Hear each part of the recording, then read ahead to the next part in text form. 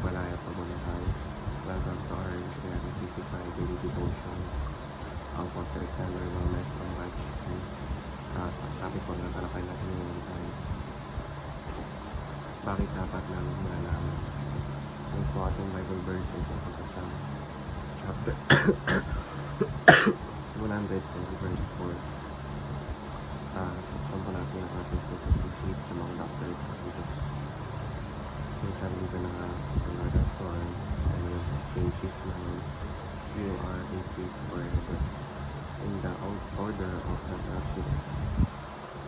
Or sa Tagalog, sumumpa ang Panginoon at hindi magbabago ang kanyang isipan. Ikaw ay pari ng pakilanman ayon sa pagkapari ni Melchizedek.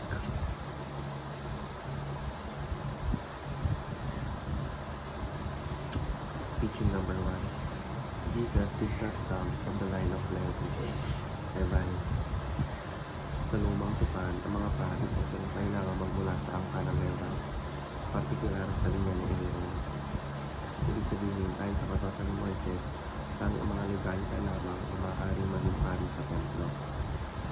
Teaching number 2. Jesus is a priest in the order of Melchizedek.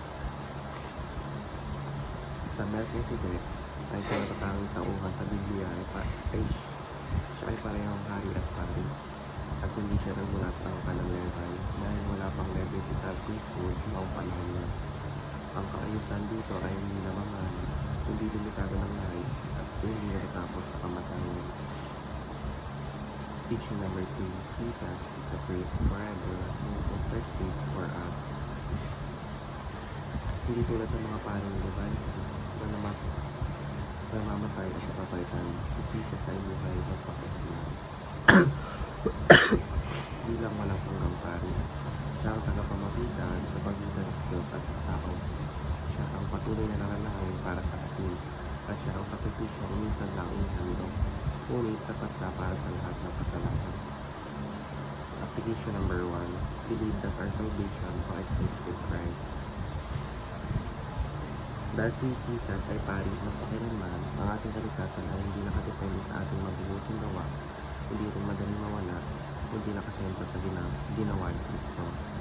Application number 2. Be involved in the ministry of intercession. Dahil si Jesus ay namamagitan para sa atin, tinatawag din tayong manalangin para sa iba, manalangin ng ating pamilya, kaibigan, simbahan at bansa, at maging baluyan ng habag at pag-ibig ng Diyos. Application number 3. Benefit from God's answers to prayer. Kung si Jesus mismo ang ating mataas na pari, ang ating panalangin ay hindi basta nawawala. Ang Diyos ay nakikinig at ang sagot ng Diyos ay laging may layunin. Maaaring oo, hindi, o maghintay. Ang mahalaga ay ang tiwala na ang Diyos ay kumikilos para sa ating kabubuti at hindi agad natin nakikita ang resulta. Yun lamang po ang devotion.